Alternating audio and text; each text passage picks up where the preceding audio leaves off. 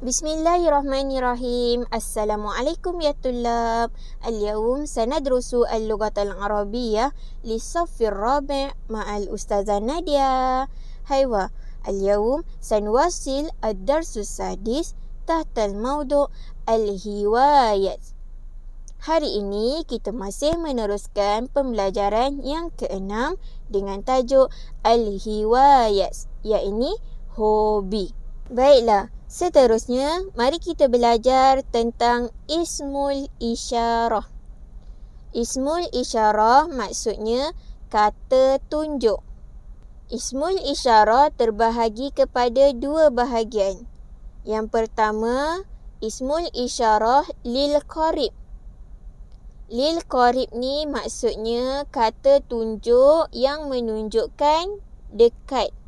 Yang mana dalam bahasa Melayu kita gunakan ini.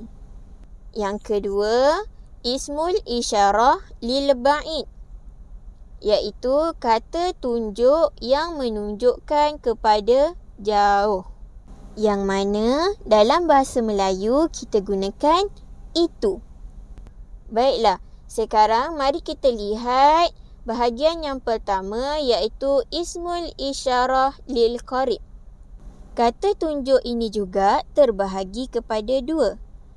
Yang pertama, kata tunjuk yang menunjukkan kepada muzakkar, iaitu lelaki. Yang kedua, kata tunjuk yang menunjukkan kepada muannas, iaitu perempuan. Dan di bawah dua kata tunjuk ini, iaitu yang menunjukkan kepada muzakkar dan yang menunjukkan kepada muannas, terbahagi juga kepada 4 bahagian. Yang pertama bahagiannya adalah mufrad. Mufrad ini maksudnya satu. Ada satu sahaja. Bagi muzakkar, iaitu lelaki, kita gunakan haza. Bagi muannas, iaitu perempuan, kita gunakan hazihi. Bahagian yang kedua, kalau dia musanna, iaitu bilangannya ada 2. Bagi muzakkar, iaitu lelaki, kata tunjuknya kita gunakan hazani. Bagi muannas, iaitu perempuan, kata tunjuknya kita gunakan hatani. Bahagian yang ketiga ialah jam'un li ghairi akil, iaitu bilangannya jamak, banyak, lebih daripada 2, iaitu 3, 4, 5 dan seterusnya. Li ghairi akil, iaitu untuk yang tidak berakal. Yang tidak berakal kat sini maksudnya benda. Jadi jamak bagi yang tidak berakal, untuk benda. Bagi muzakkar, kata tunjuknya kita gunakan hazihi. Dan bagi muannas juga kita gunakan kata tunjuk yang sama, iaitu hazihi. Dan bahagian yang keempat adalah jam'un lil akil. Maksudnya jamak bagi yang berakal, iaitu manusia ataupun haiwan. Bagi muzakkar kita gunakan haula'i. Dan sama juga bagi muannas kita juga gunakan haula'i. Baiklah, sekarang mari kita lihat contohnya bersama-sama. Kita mulakan dengan contoh bagi muzakkar. Jika mufrad, contohnya haza maktabun. Ini meja. Manakala jika musanna, kita gunakan hazani maktabani. Ini 2 meja. Dan jika bagi jam'un li ghairu akil, iaitu jamak bagi benda yang tidak berakal, kita gunakan hazihi makatibun. Ini ada banyak meja. Dan bagi jamak lil akil, iaitu jamak bagi yang berakal, contohnya adalah haula'i tullabun. Ini pelajar-pelajar. Kita tak boleh guna meja sebab meja itu adalah benda yang tidak berakal. Kita guna nama orang. Tullabun, pelajar. Seterusnya, contoh kata tunjuk lil qarib bagi muannas. Jika mufrad, contohnya hazihi arikatun. Ini sofa. Arikatun ada ta marbutah yang menunjukkan kepada muannas, iaitu perempuan. Jika musanna, hatani arikatani. Ini 2 sofa. Jika jam'un li ghairi akil, hazihi araikun. Ini sofa-sofa ataupun ini banyak sofa, menunjukkan kepada benda. Dan jika jam'un lil akil yang menunjukkan kepada yang berakal, contohnya haula'i talibatun. Ini pelajar-pelajar perempuan. Jadi ini adalah contoh bagi ismul isyarah lil qarib lil muannas, bagi perempuan.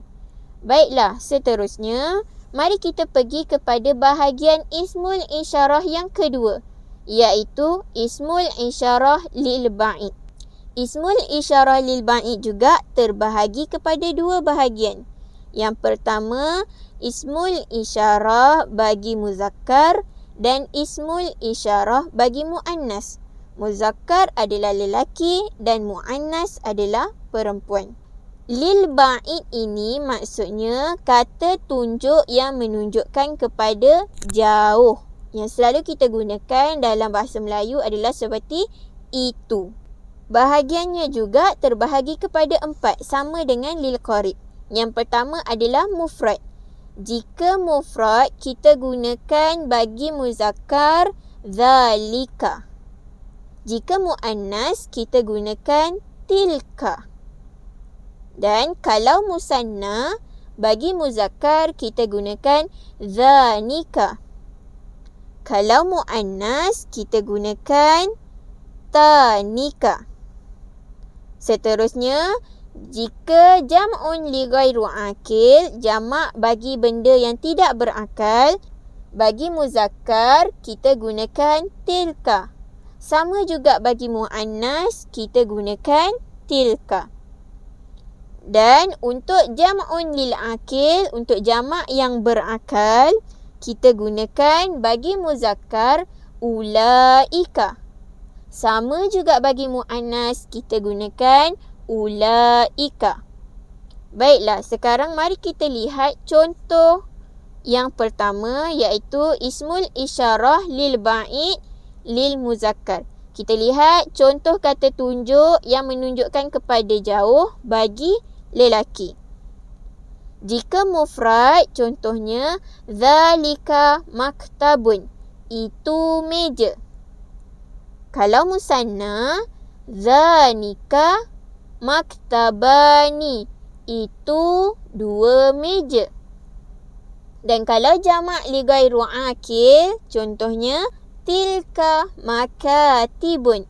Itu banyak meja ataupun itu meja-meja. Dan kalau jamak lil akil, kita gunakan ulaika tullabun. Menunjukkan kepada lelaki. Tullabun. Maksudnya itu pelajar-pelajar. Baiklah, sekarang mari kita lihat contoh bagi muannas. Jika mufrad, tilka arikatun. Itu sofa. Arikatun, ta marbutah itu adalah tanda yang menunjukkan dia muannas. Seterusnya, kalau musanna, contohnya tanika arikatani. Itu 2 sofa. Dan kalau jamak li ghairu akil, iaitu untuk jamak yang menunjukkan kepada tidak berakal benda, contohnya tilka araikun. Itu sofa-sofa. Dan kalau untuk jamak lil akil, jamak yang menunjukkan kepada yang berakal, contohnya ulaika talibatun. Talibatun menunjukkan kepada perempuan.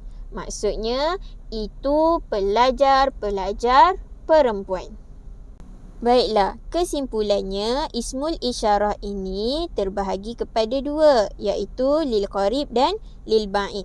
Untuk menunjukkan kepada dekat dan untuk menunjukkan kepada jauh. Dan dua-dua bahagian ini ada yang menunjukkan kepada muzakkar, iaitu lelaki, dan ada juga yang menunjukkan kepada muannas, iaitu perempuan. Baiklah murid-murid, setakat ini sahaja pelajaran kita pada hari ini. Syukran, ma'assalamah, wa ilal liqa'. Assalamualaikum.